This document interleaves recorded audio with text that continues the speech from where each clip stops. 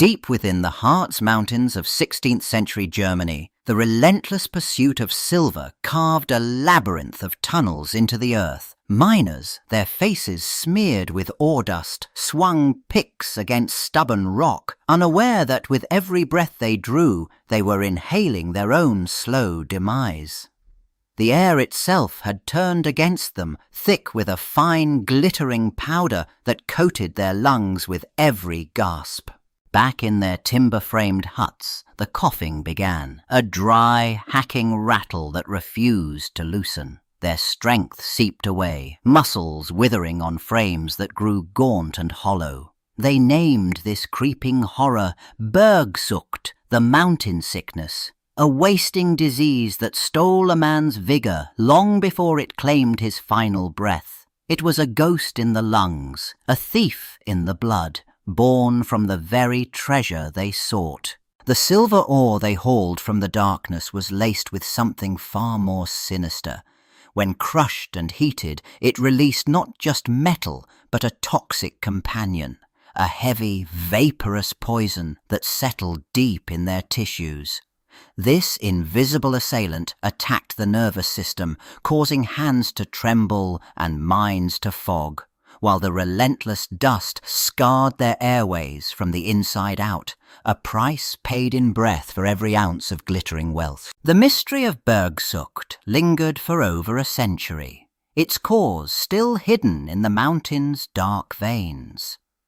Then, in the late 1600s, a physician named Dr. Eberhard Gockel descended into those same shafts, his lantern casting long shadows on men whose bodies were slowly betraying them.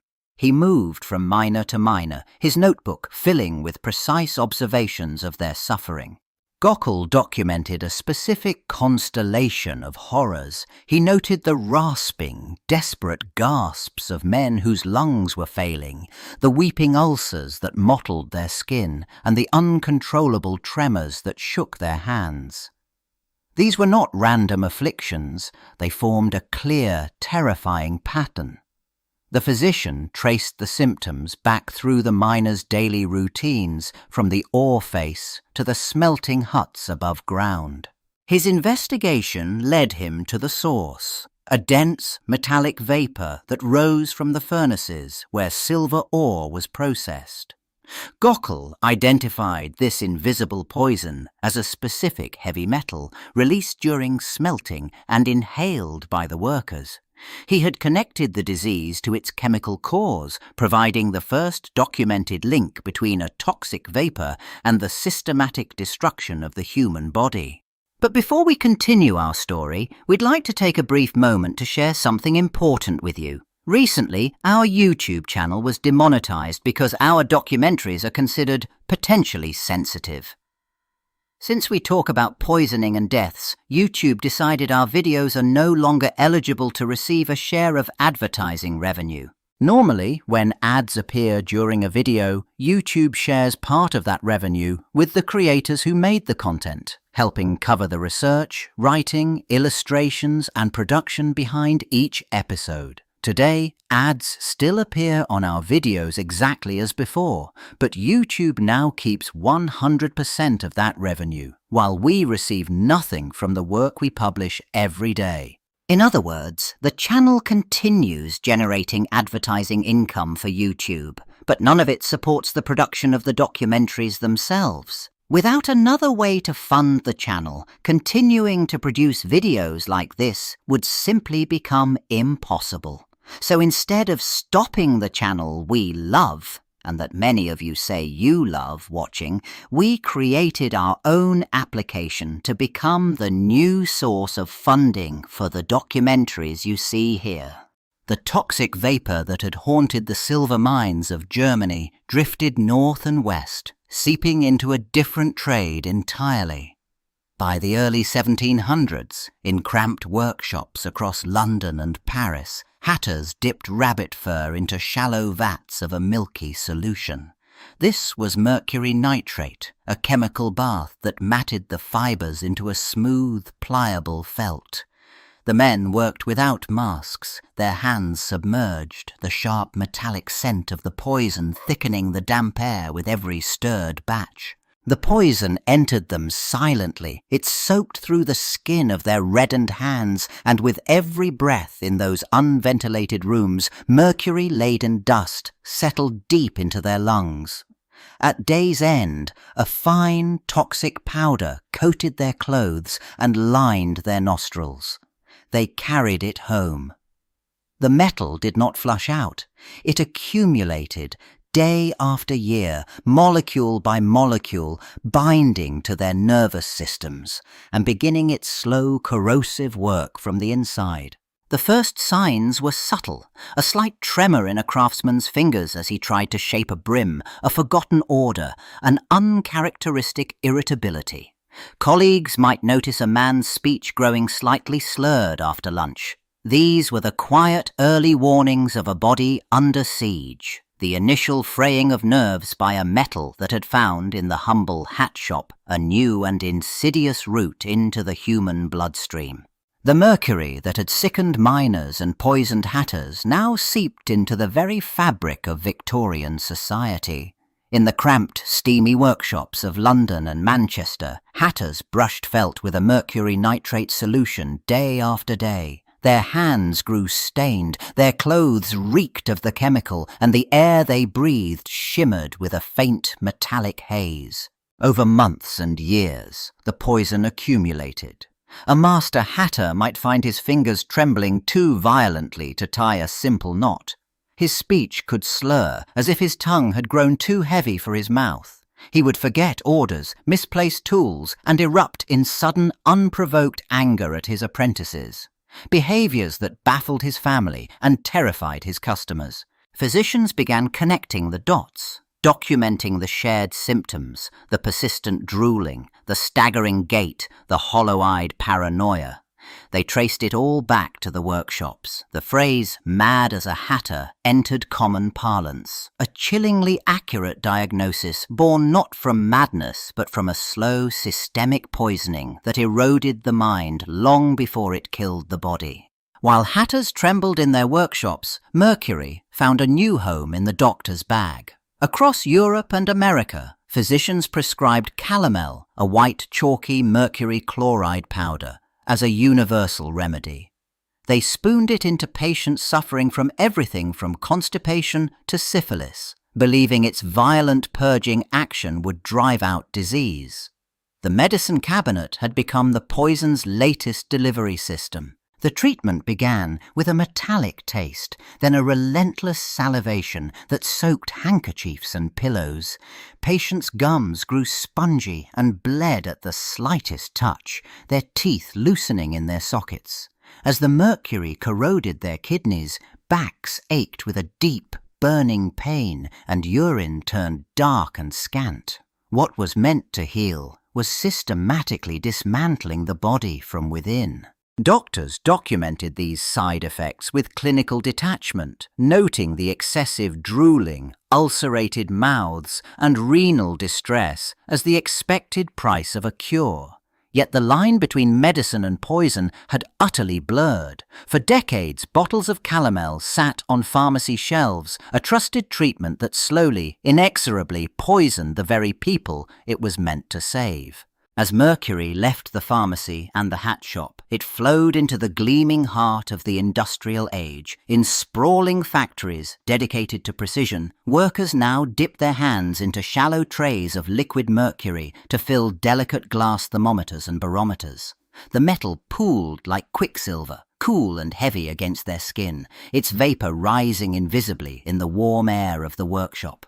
Many of these workers were women, nicknamed the Mad Hatters of the factory for their eerie resemblance to the earlier poisoned artisans. Day after day, they handled the elemental mercury without gloves, absorbing it through their pores. They breathed its odorless fumes as it evaporated from open containers, the toxin bypassing all defenses to seep directly into their bloodstreams. Medical inspectors began documenting the consequences: a persistent metallic taste, headaches that tightened like a vice, and a fine tremor that started in the fingers. Their hands, constantly in contact with the poison, sometimes developed rashes and peeling skin. The factory floor, for all its modern machinery, had become another chamber in Mercury's long history of slow occupational poisoning. The mercury that had poisoned miners, hatters, and factory workers now took a more insidious form.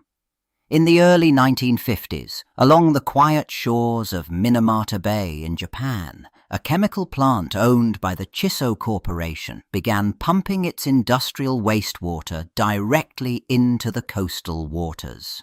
The effluent contained methylmercury, an organic compound far more toxic than the elemental metal which dissolved invisibly into the marine environment. The first victims were not human. Local fishermen noticed their cats stumbling along the waterfront, their movements becoming jerky and uncoordinated. Soon, the animals began convulsing violently before collapsing and dying in the sand. Some cats were seen running in frenzied circles or throwing themselves into the sea, a phenomenon villagers grimly called cat dancing disease. These creatures, feeding on fish scraps and bay creatures, were the ecosystem's early warning system. The methylmercury did not dilute or disappear. Instead, it bioaccumulated, moving up the food chain from plankton to shellfish to the fish that sustained the village. Each step concentrated the poison further. While the cats died publicly on the shore, the toxin was silently building in the flesh of the bay's fish, the same fish that ended up on dinner plates in Minamata's households, setting the stage for a human tragedy still unseen. The strange convulsions that had claimed the village cats now began appearing in the people of Minamata.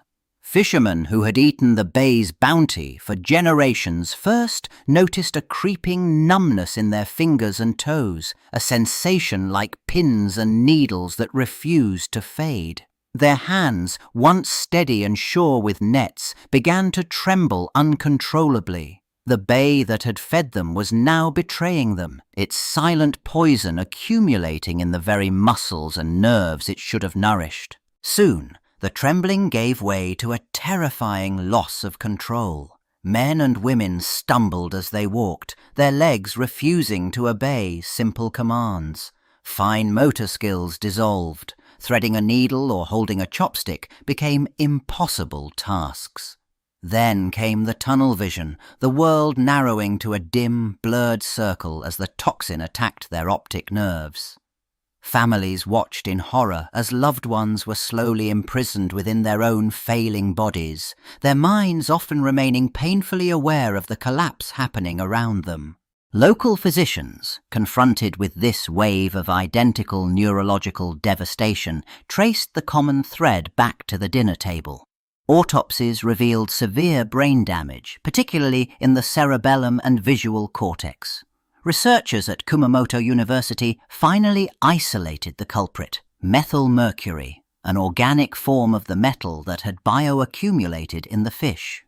The chemical plant's wastewater had been transformed by marine bacteria into this far more potent neurotoxin, which then climbed the food chain, concentrating in the tissue of every fish caught in Minamata Bay. The tragedy in Minamata finally forced the world to see mercury's true cost. By the 1970s, the evidence was undeniable. A poison that had crippled miners, maddened hatters, and devastated a fishing community was now recognized as a global threat. Governments could no longer ignore the invisible contamination accumulating in rivers, oceans, and the food chain. Decades of activism and scientific testimony culminated in a quiet conference room in Japan in 2013. Delegates from over 100 countries signed the Minamata Convention, a binding treaty to phase out mercury use in products and industry. The agreement targeted everything from coal-fired power plants to dental amalgams, aiming to sever the toxic legacy at its source. The journey of mercury, from the dust of ancient silver mines to a named international treaty, had come full circle. Its history, written in trembling hands and contaminated waters, now shaped global health policies. The regulations stand as a monument to its victims, a promise to prevent the next Minamata, and a final, hard-won chapter in humanity's long, toxic relationship with quicksilver.